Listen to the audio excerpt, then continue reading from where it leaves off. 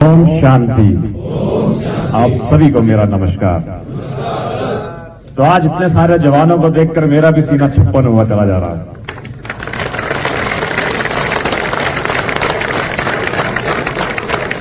मैं बात करता हूं देशभक्ति की पहले, फिर आत्मशक्ति की बात करूंगा, फिर परमात्मा भक्ति की बात करूंगा। आजादी के इन 77 सालों में हमने सुई से लेकर सैटेलाइट तक बनाई, हमने रुई से लेकर रॉकेट तक बनाया, हमने फाइटर जेट बनाए, हम ही ने बनाई संगीन। और जब दुनिया पर जान का आतंक छाया तो हम ही ने बनाई वैक्सीन और लिख दिया उस पे सर्वे संतु निरामया, यानी परमात्मा सब पर करे दया। हम उस संस्कृति से आते हैं, हम उस देश से आते हैं, हम राम के देश से आते हैं, जहां पर एक राजकुमार अपने पिता के वचन को रखने के लिए 14 वर्षों का वनवास स्वीकार कर लेता है। हम उस गौतम के देश से आते हैं, जहां पर एक राजपुत्र जनहित के लिए संन्यास धारण कर लेता है। हम कृष्ण की धरती से आते हैं। तो ऐसे संस्कारों की धरती पर जहां हमने जन्म लिया, आज इस नाटक के माध्यम से बड़े प्रभावी ढंग से इन बच्चों ने दिखाया कि कैसे भ्रष्टाचार हमारे देश में कुछ न कुछ फैलता जा रहा है। जब हम उस संस्कृति से चले थे, आज हम कहां पहुंच गए, ये हम सबको गौर करने की जरूरत है। कि हम सबको अंतर्मन में झांकने की जरूरत है कि क्यों हमें इस तरीके से भ्रष्टाचार के विरुद्ध ये नाटक दिखाने की जरूरत पड़ती है। हम सोचें, हम चले कहां थे, कहां से थे, जा कहां रहे हैं। हम उस अध्यात्म की धरती से आते हैं जहां पर विवेकानंद को जब शिकागो जाना था धर्म सम्मेलन में सम्मिलित होने के लिए, तो ध्यान से सुनिएगा, वो अपनी मां के पास जाते हैं, गुरु मां के पास आज्ञा लेने के लिए।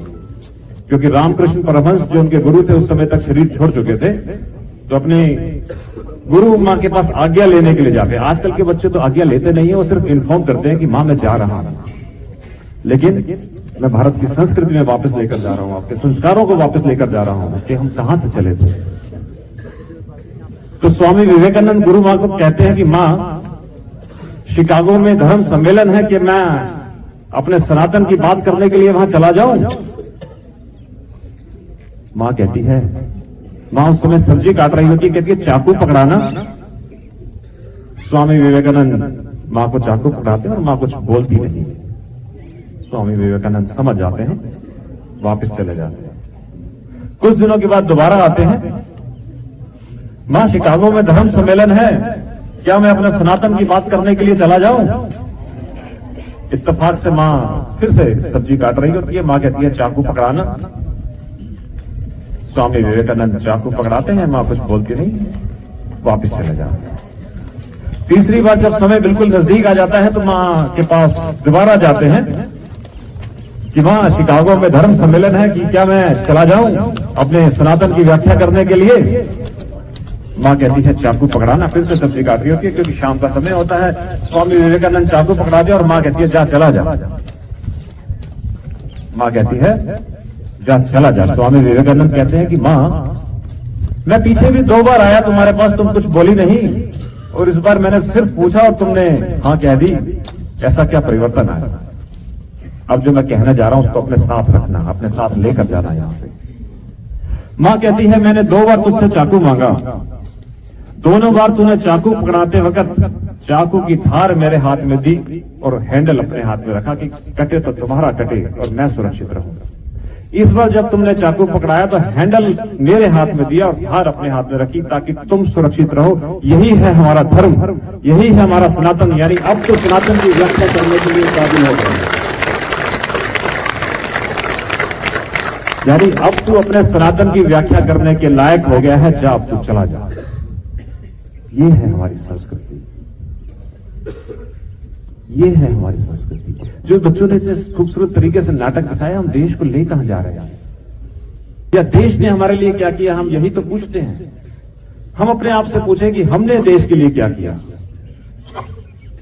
आज का भारत वो भारत है कि जब धड़कते गोलों और बरसती तोपों के बीच में कोई बच्चा भी तिरंगा लेकर निकल जाए तो रूस और यूक्रेन की सेनाएं उनको रास्ता दे देती है।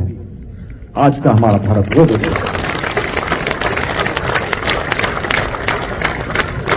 लेकिन फिर भी इन सबके बीच भारत मां के आज हमसे कुछ सवाल है। पूछ रही है भारत माता, जब आपको मेरी बात पसंद आए तो भारत माता की जय के नारे आप लगाएं तो मुझे अच्छा लगेगा। पूछ रही है भारत माता हमसे ये प्रश्न दोबारा, क्या सारे जहां से अच्छा, क्या वाकई है हिंदुस्तान हमारा? ये भारत माता का सवाल है हमसे आज। पूछ रही है भारत माता हमसे ये प्रश्न दोबारा, सारे जहां से अच्छा, क्या वाकई है हिंदुस्तान हमारा? यदि है तो हिम्मत कैसे कर लेता है दुश्मन मेरे आंगन में घुस आने की, अपने नापाक इरादों से मासूमों पर कह दहाने की?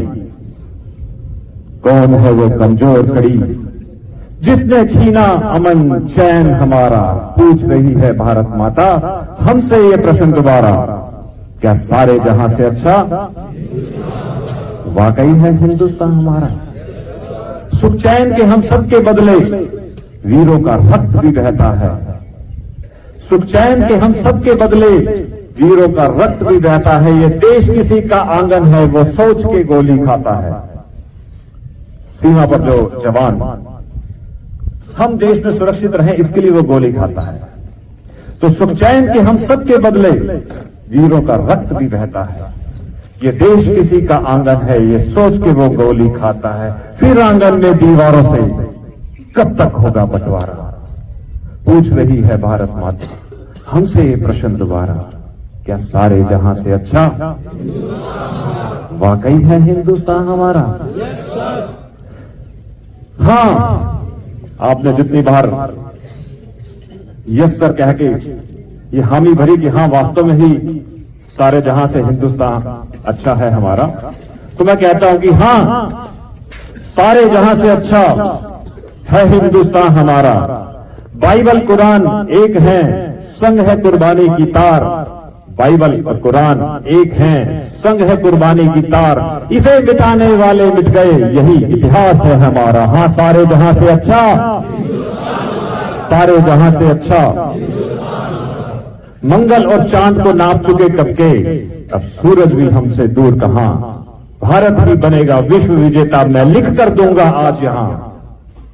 मंगल और चांद को नाप चुके कब के, सूरज भी हमसे दूर कहां।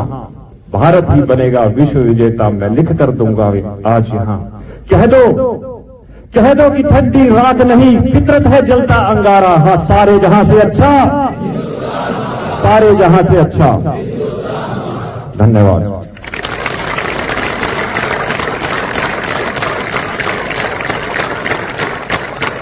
तो मैं बात कर रहा था कि हम कहां से चले थे और कहां आ गए। हम राम और कृष्ण की धरती से चले थे, संस्कृति से चले थे। ये संस्कृति वो है जहां पर राम जी जब वन में गए, पिता के वचन को रखने के लिए 14 वर्षों का वनवास उन्होंने स्वीकार किया, तो जब वो चित्रकूट पहुंचे तो उनका मिलना वन देवी से हुआ। वन देवी बोली, आइए प्रभु, आप वन में आए हैं, आपका स्वागत है, बताइए मैं आपके लिए क्या कर सकती हूं। राम जी ने कहा कि मैं वन में आया हूं, अपना गुजारा तो मैं स्वयं कर लूंगा, यदि तुम मेरे लिए कुछ करना चाहती हो वन देवी तो एक काम करना, ये मार्ग के कांटे हटा देना, मार्ग के कांटे हटा देना। वन देवी कहती है कि प्रभु जरूर हटा दूंगी, आपकी जैसी आज्ञा हो जरूर करूंगी, पर एक जिज्ञासा है, कहो तो पूछ लूं। राम जी कहते हैं पूछ लो। कहती है तुम तो वन पार करके आ चुके प्रभु, तुम तो वन पार करके आ चुके, अब यदि मैं कांटे हटा भी दूं तो तुम्हें क्या लाभ? राम जी कहते हैं हाँ, बात तो सही है, मैं तो वन पार करके आ चुका, अब कांटे हट भी जाए तो मुझे लाभ नहीं, परंतु मुझे ये विश्वास है कि मेरा अनुज भरत मुझे ढूंढता हुआ जरूर आएगा, और जब उसे ये पांव में कांटे चुभेंगे तो उसे बहुत दर्द होगा। वन देवी कहती है क्या अयोध्या का राजा, क्योंकि भरत उस समय राजगद्दी पे बैठ चुके थे, क्या अयोध्या का राजा दशरथ का पुत्र, अयोध्या की चतुरंगी सेनाओं का सेनापति, राम का अनुज इतना कमजोर है, इतना निर्बल है कि वो वन के कांटे भी नहीं सहन कर पाएगा। राम कहते हैं, अरे भरत तो इतना मजबूत है कि वज्र के समान मजबूत है, इंद्र का वज्र भी उसकी छाती से टकरा जाए तो टूट जाए। तो वन देवी कहती है, फिर क्यों हटा दूं कांटे? यदि वो इतना मजबूत है कि इंद्र का वज्र भी उससे टकरा जाए तो टूट जाए, तो क्यों हटा दूं? अगली लाइन जो कहना चाह रहा हूं, जो राम जी ने उत्तर दिया, उसे अपने साथ लेकर जाना। राम जी कहते हैं, साथ लेकर जाना इस बात को। राम जी कहते हैं कि अरे वन के कांटे खुद तो वो सहन कर लेगा, पर जब उसको ये एहसास होगा कि मेरे कारण भैया राम को इन कांटों पर चलकर जाना पड़ा, तो उसका हृदय टूट जाएगा। इसलिए हे वन देवी, इन कांटों को हटा देगा।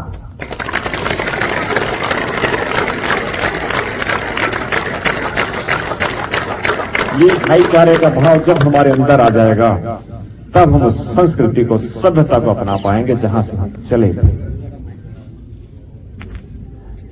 आज दीदी अभी इस बात को कहने आई है कि हम अपनी संस्कृति को भूल गए हैं, सभ्यता को भूल गए हैं। हम कौन हैं, हम यही भूल गए हैं। हम दिन भर लोगों से तो बातें करते रहते हैं, पर तो क्या कभी हमने खुद से बात करी?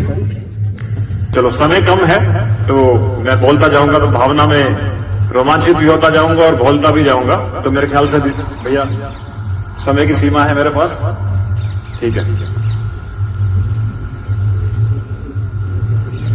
तो क्योंकि आप सबके जीवन में इस तरह की कुछ ना कुछ स्ट्रगल्स, कुछ चैलेंजेस, कुछ चुनौतियां आती रहती हैं, क्योंकि आप लोग यहां से जब ट्रेनिंग पूरे करके जाओगे तो फील्ड में जाओगे, फील्ड में बहुत तरह की चुनौतियां आपके सामने आएंगी। लेकिन एक बात मेरे यहां से ध्यान रखिएगा कि चुनौती ईश्वर की सबसे खूबसूरत बेटी है। जब भी आपके जीवन में कोई चुनौती आए तो यह ध्यान रखना, ईश्वर ने आपको चुना है उसका हाथ देने के लिए। अब्दुल कलाम जी का नाम हम सभी ने सुना होगा या जानते ही हैं हम अच्छे से उनका नाम। क्या हमें मालूम है कि उनके जीवन में भी ऐसा स्ट्रगल, ऐसी चुनौती आई थी कि उन्होंने भी अपने जीवन को समाप्त करने के लिए सोच लिया था एक बार को? केरल से चले थे अपनी बहन के जेवर गिरवी रखकर कि एनडीए में सिलेक्ट होऊंगा। देहरादून में उनका इंटरव्यू था। केरल से चले अपनी बहन के जेवर गिरवी रखकर कि एनडीए में सिलेक्ट होऊंगा। देहरादून पहुंचे, 8 व्यक्ति सिलेक्ट हुए और वो रह गए। वापस जाने का पैसा नहीं, मन में आत्मग्लानि का भाव कि बहन के जेवर गिरवी रखकर आया हूं, वापस जाने का भी पैसा नहीं है, तो करूं क्या, किस मुंह से घर जाऊं? आपको बताना चाह रहा हूं कि चुनौती हम सबके जीवन में कभी न कभी आती है, तो कैसे हमें उसे सामना करना चाहिए। सुसाइड करने के मन से ऋषिकेश में गंगा तट पर टहल रहे थे, सोच रहे थे कि गंगा में कूद के अपने जीवन की लीला को समाप्त कर लेता हूं। ऋषिकेश में शिवानंद आश्रम में शाम को शिवानंद स्वामी जी महाराज जब टहलने निकले तो उन्होंने देखा कि एक युवक गंगा के किनारे कुछ लड़खड़ाते हुए कदम से चल रहा है। उन्हें आभास हुआ कि इसके मन में कुछ ठीक भाव नहीं है। उन्होंने अब्दुल कलाम जी के कंधे पे हाथ रखा कि बेटा क्या बात है, कहां से आया है, आप बैठ बात कर, क्या चाहता है। उसको अपने आश्रम ले गए, भोजन कराया, फिर उससे पूछा कि बेटे चल क्या रहा है तेरे दिमाग में। तो उन्होंने अपनी सारी बात बताई, ऐसे ऐसे मैं असफल हो गया हूं जीवन में, वापस जाने का मेरे पास साधन नहीं है।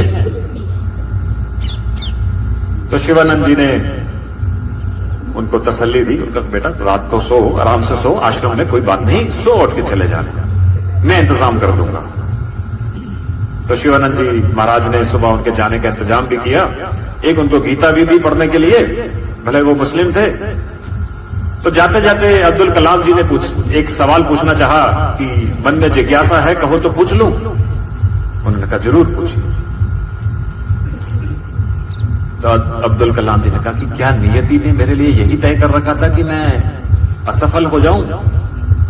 अब सुनिएगा जो शिवानंद जी महाराज ने जवाब दिया, और इस जवाब को आत्मसात करने के बाद हमारे देश को वो मिला कि आज हमारे पड़ोसी देशों में उतनी कंपनियां नहीं खुलती साल में जितनी तो हम मिसाइलें आकाश में फेंक देते हैं। ये सब उनकी बदौलत, एपीजे अब्दुल कलाम जी की बदौलत। और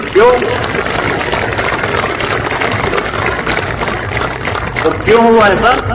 क्योंकि शिवानंद जी महाराज के उस जवाब को उन्होंने आत्मसात किया था।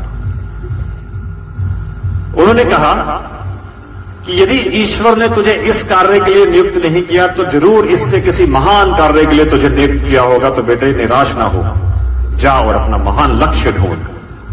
यदि वो उस दिन सफल हो गए होते तो शायद एनडीए में कुछ पायलट की जॉब कर रहे होते और साइंटिस्ट नहीं बनते और हमारे देश को इतनी मिसाइल मैन ना मिलता। यही बताने की कोशिश कर रहा हूं कि यदि जीवन में असफल हो जाओ तो यही सोचना ईश्वर ने अपनी चुनौती जो उसकी बेटी है उसका हाथ आपके हाथ में दिया है। निराशा होने की जरूरत नहीं, ठीक है? तो एक देशभक्ति के ऊपर कुछ कविता भी है, तो वो आपके सामने रखता हूं और फिर अपनी बात को पूरी करता हूं। अब सबके जीवन से उसको जोड़ने की कोशिश करता हूं, क्योंकि आप लोग भी देश की सेवा के लिए अपनी तन मन धन सब कुछ कुर्बान कर देते हैं। कि भले कच्ची उम्र में जिंदगी की शाम आ जाए, भले कच्ची उम्र में जिंदगी की शाम आ जाए, ये मुमकिन ही नहीं कि खून पे इल्जाम आ जाए। आप मेरे साथ भारत माता की जय के नारे लगाते हैं कि भले कच्ची उम्र में जिंदगी की शाम आ जाए, पर यह मुमकिन ही नहीं कि खून पे इल्जाम आ जाए। हमारे गांव में बहनें उसे राखी ना बांधें, हमारे गांव में बहनें उसे राखी ना बांधें, पलट के जंग से भाई अगर नाकाम वापिस आ जाए।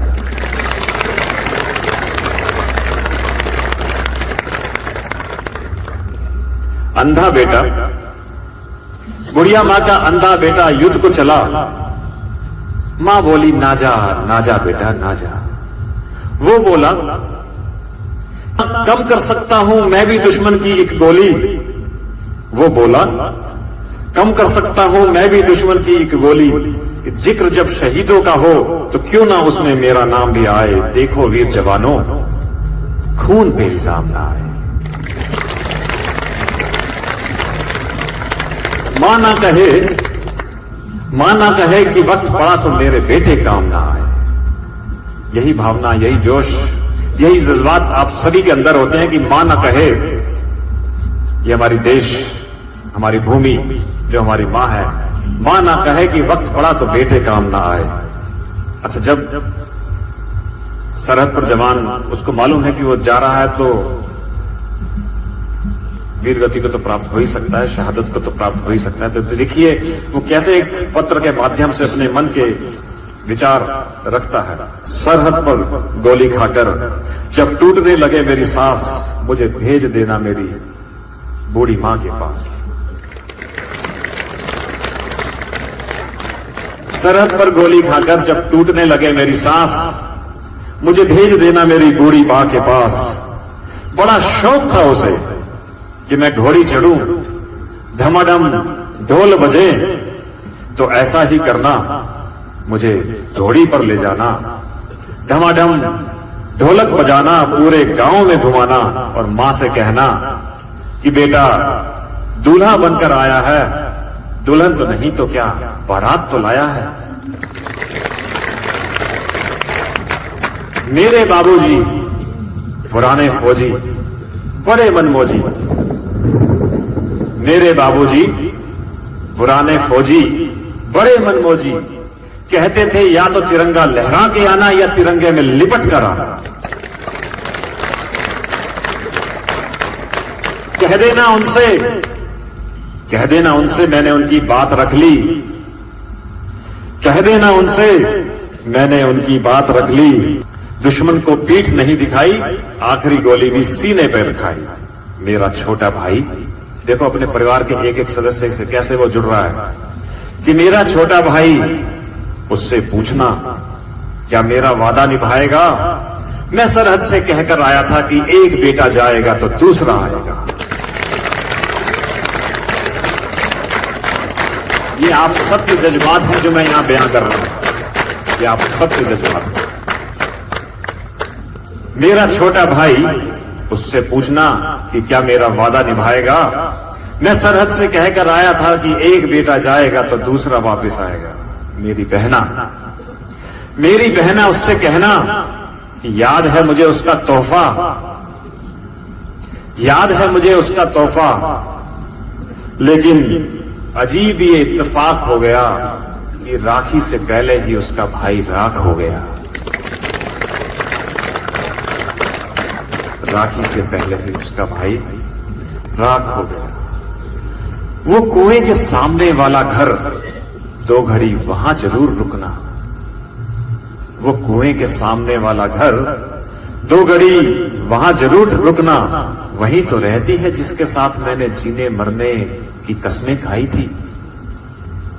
वही तो रहती है वो जिसके साथ मैंने जीने मरने की कस्में खाई थी। उससे कहना कि मां का साथ निभाने के लिए, भारत मां का साथ निभाने के लिए उसका साथ छूट गया। एक वादे को निभाने के लिए दूसरा वादा टूट गया।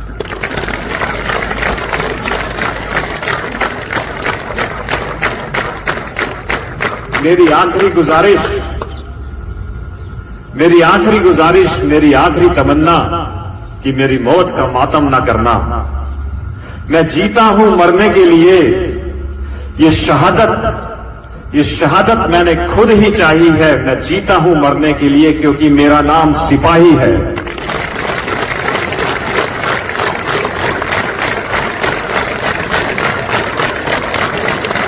तो आप सभी भी एक बार मेरे साथ, मैं जीता हूं मरने के लिए। ये शहादत मैंने खुद ही चाही है क्योंकि मेरा नाम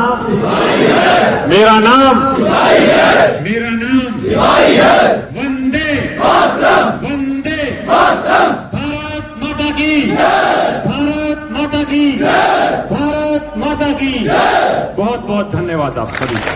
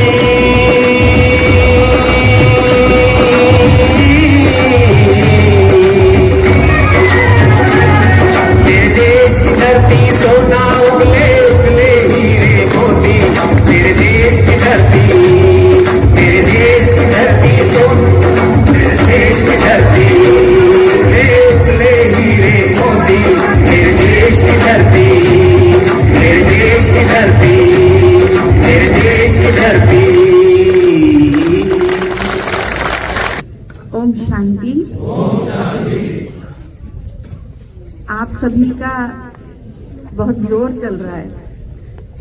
क्यों? क्योंकि देखिए, आपके सामने हमारे रमेश भाई साहब भी कई दिन से फरीदाबाद से यहाँ पहुँच रहे हैं। बीच बीच में गीतों से भी हम सबका उत्साह बढ़ा रहे हैं। और उनके साथ आज और एक विशेष पर्सनालिटी, एक विशेष भ्राता नवीन नंदा जी, आप भी फरीदाबाद से यहाँ विशेष पधारे हैं। कॉरपोरेट जगत में आप बहुत अनुभवी हैं और इस आध्यात्मिक क्षेत्र में भी आप बहुत अनुभवी हैं। आप विशेष YouTube चैनल भी चलाते हैं। क्लास प्रबंधक ओम शांति, ओम शांति। हम दीदी बीके ममता, दीदी अंजुलिका और उनकी टीम का हम हार्दिक स्वागत करते हैं।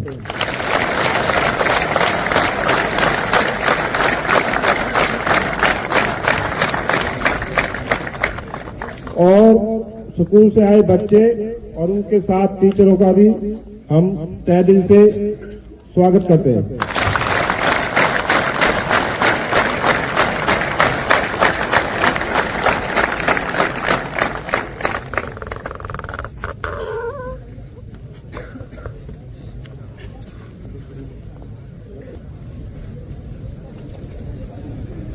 स्कूल से आए बच्चे आपके सामने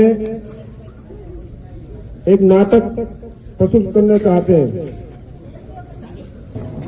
प्रिय साथियों, आज मैं आप सभी के सामने एक बहुत ही महत्वपूर्ण विषय पर आपका ध्यान केंद्रित करने आया हूँ। भ्रष्टाचार यह एक समस्या है जो कि हमारे समाज को गहराई से छू रही है और हमारे विकास में बड़ी बाधा बन रही है। भ्रष्टाचार का मतलब होता है नैतिकता व सामाजिकता में विशेष होना। भ्रष्टाचार के परिणाम बेहद हानिकारक होते हैं। यह समाज के विश्वास को खोता है और न्याय की व्यवस्था को क्षीण करता है और सामाजिक और आर्थिक व्यवस्था को भी रोकता है और न्यायप्रियता को भी ध्वस्त कर देता है, जो कि हमारे समाज का आधार है। हम सभी को भ्रष्टाचार से मिलकर लड़ना होगा। हम सभी को अपने आप एवं अपने विचारों और कार्रवाइयों को भी बदलना होगा ताकि हम सब भ्रष्टाचार के खिलाफ लड़ सकें। इसीलिए आज मेरा आग्रह है कि हम सब मिलकर भ्रष्टाचार के खिलाफ लड़ें और एक समृद्ध, निष्पक्ष और न्यायप्रिय समाज की दिशा में आग्रह हो। धन्यवाद।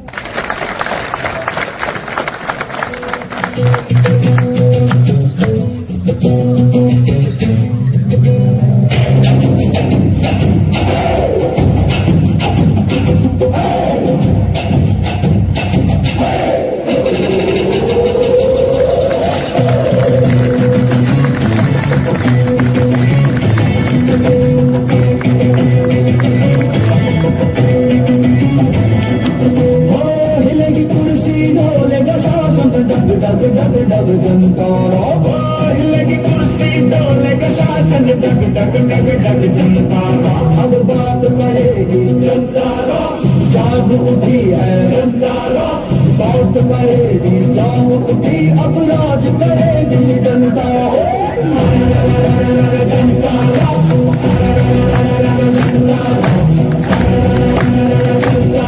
अब राज करेगी जनता।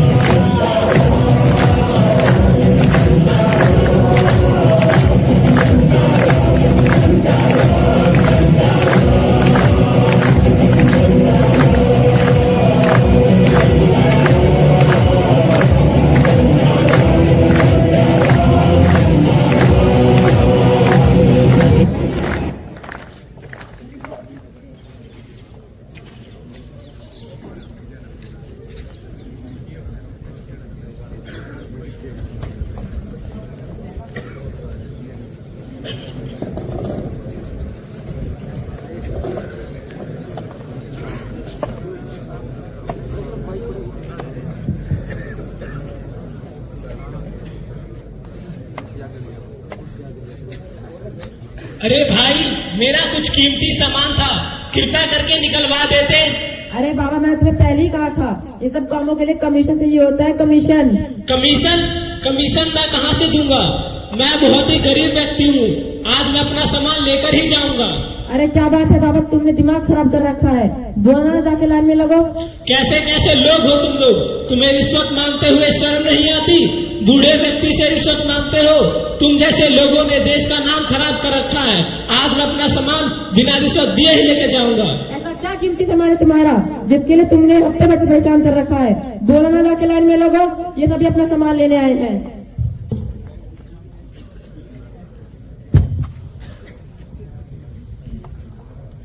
ये लीजिए साहब मेरी फाइल।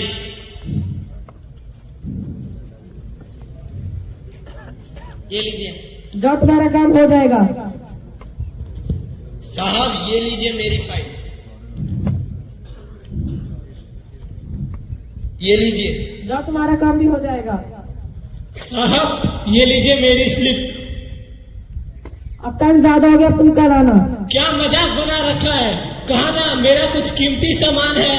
अच्छा चलो, अगर तुम अपने कीमती सामान से कुछ हिस्सा मुझे देने को तैयार हो तो मैं तुम्हारा काम आज ही करवा दूंगा। हिस्सा? तुम्हें हिस्सा चाहिए? पता है वो मेरा कीमती सामान क्या है? वो मेरे बेटे की अस्थियां हैं। तुम्हें अस्थियों में भी हिस्सा चाहिए? हे प्रभु, क्या होगा इस दुनिया का? अब सहा नहीं जाता।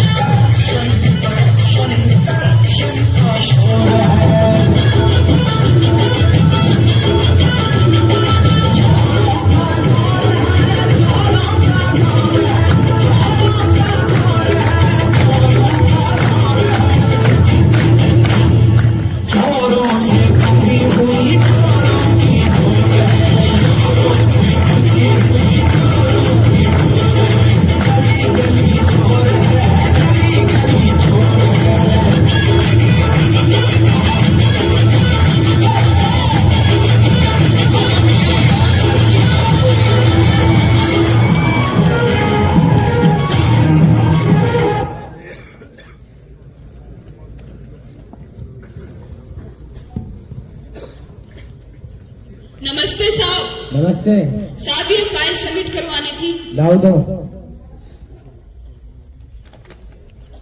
बर्थ सर्टिफिकेट का इसमें? साहब बर्थ सर्टिफिकेट तो नहीं है। अच्छा, जब तुम पैदा ही नहीं हुए तो फाइल क्यों ले आए? चलो निकलो।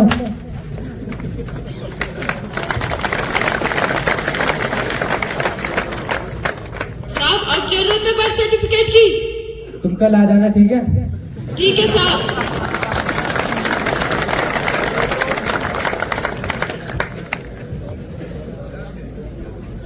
नमस्ते साहब। नमस्ते साहब, सुन नहीं रहोगे? क्यों, तुम सीएम के बेटे हो क्या? नहीं, वो फाइल जमा करानी थी बस। लाओ दो। बर्थ सर्टिफिकेट कहाँ है इसमें? नीचे देखो।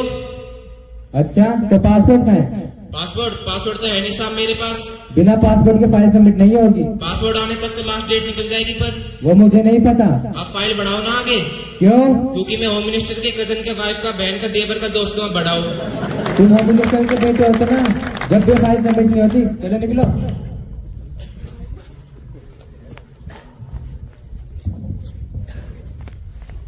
क्या हुआ भाई? कुछ नहीं, वो फाइल जमा करानी थी। भाई फाइल तो सबमिट हो जाएगी लेकिन 2000 लगेंगे। 2000? मेरे पास तो 1500 ही है। ठीक है, हो जाएगा काम। चलो मेरा काम भी हो गया। साहब चाय पानी का जुगाड़ हो गया। अच्छा ठीक है, उससे कह देना 1 हफ्ते बाद आ जाएगा, उसका काम हो जाएगा। ठीक है साहब।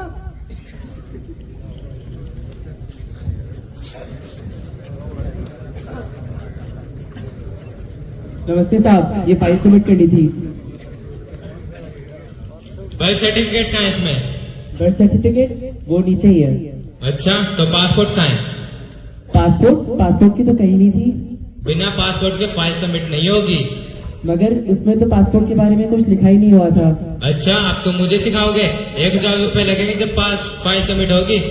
1000 रुपए? साहब मैं बहुत गरीब इंसान हूँ, मुझे एक रोटी के लिए बहुत ज्यादा मेहनत करनी पड़ती है। मैं कहाँ से लाऊंगा 1000 रुपए? यहाँ ज्यादा नाटक नहीं चलेगा, चलो निकलो।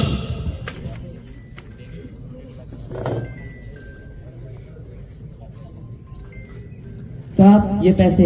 अच्छा, ले आए पैसे। अब कहाँ से आए ये पैसे? साहब ये पैसे मेरे नहीं, लगता है आपके हैं, गिर गए थे। तुम ये पैसे अपनी कह के दे देते तो ये काम हो जाता। साहब जिसके नसीब में जो होता है उसे वही मिलता है। मुझे माफ कर दो दोस्त। माफी मुझसे नहीं, उस ईश्वर से मांगो जो सब कुछ देख रहा है।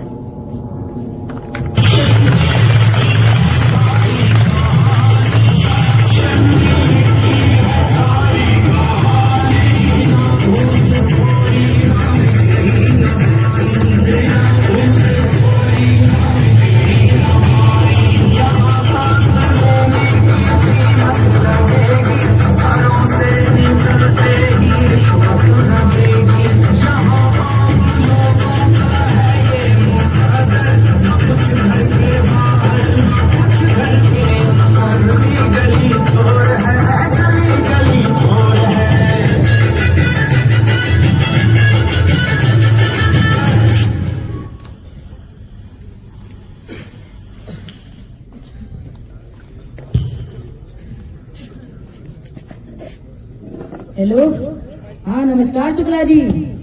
हाँ आपके बेटे की फाइल पहुंच गई है हमारे पास। आपके बेटे का सिलेक्शन कराना है ना? हाँ हो जाएगा, बस आप हमारे लिफाफे का ख्याल रखिएगा। जी शुक्रिया।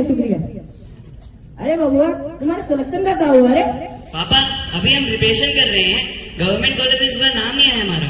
अरे तो प्राइवेट से पढ़कर सरकारी अफसर बनो ना। नहीं पापा, हम प्राइवेट जॉब ही करेंगे क्योंकि उसमें ज्यादा सैलरी होती है। अरे सरकारी नौकरी में पैसे कैसे कमाते हो वो हम तुम्हें सिखाएंगे, चिंता काहे करते हो? पापा आप जैसे लोगों ने हमारे देश को खोखला कर रखा है, हम यंगस्टर ही कॉर्पोरेशन को रोकेंगे।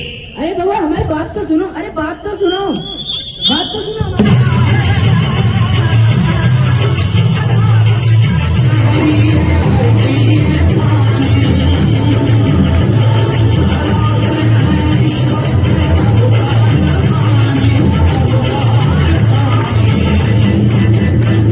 दिशा कोई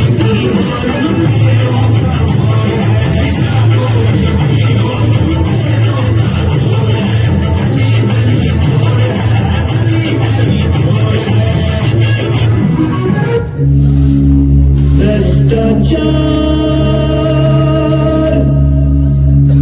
खत्म हो,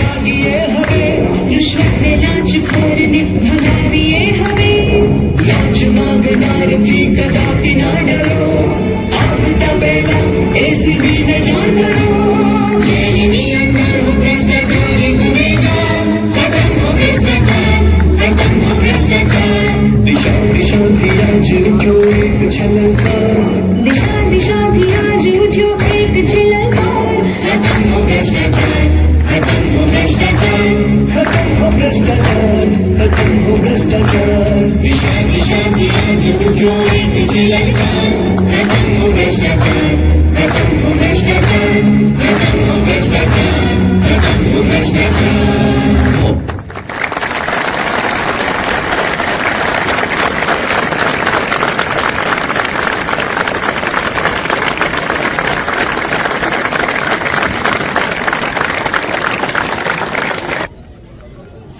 इन बच्चों ने हमें बहुत ही बढ़िया संदेश दिया। स्कूल के बच्चे और उनके साथ आए टीचरों का हम बहुत बहुत धन्यवाद करते हैं।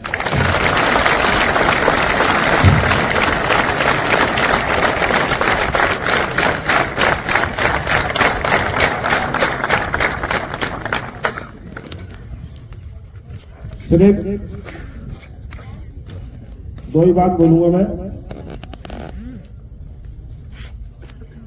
कि आप जब यहां से आप सिपाही बन के जाए, जो आपके हाथ में हो हम मदद कर सकते हैं, जो आपकी पहुंच में हो, जैसी बात है।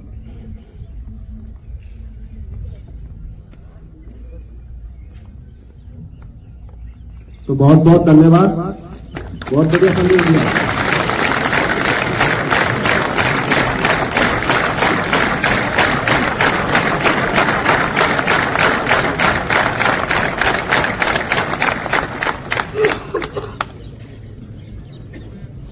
भाई ये ना सोचे कि हम कुछ नहीं कर सकते।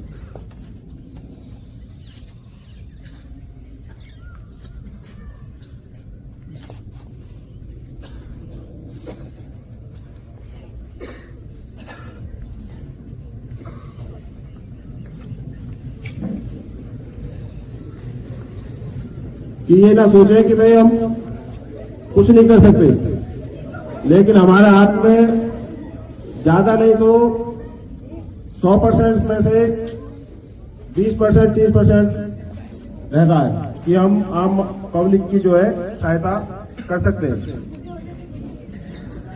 तो मैं यही उम्मीद लगाऊंगा कि आप जब सिपाही बन के जाए फील्ड में, तो जहां तक हो उसके आम पब्लिक की मदद करें।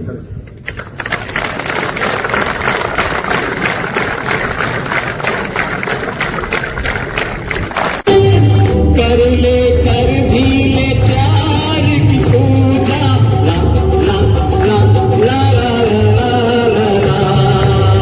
कर ले कर भी ले प्यार की पूजा, प्यार के रंग में चढ़े ना रंग दूजा। चाहे कोई सपना है मेरे लिए अपना है, बात मेरी बन आई रे पूर्वा, पूर्वा सुहानी आई रे पूर्वा। भगवान की श्री कृष्ण की जोगन मीरा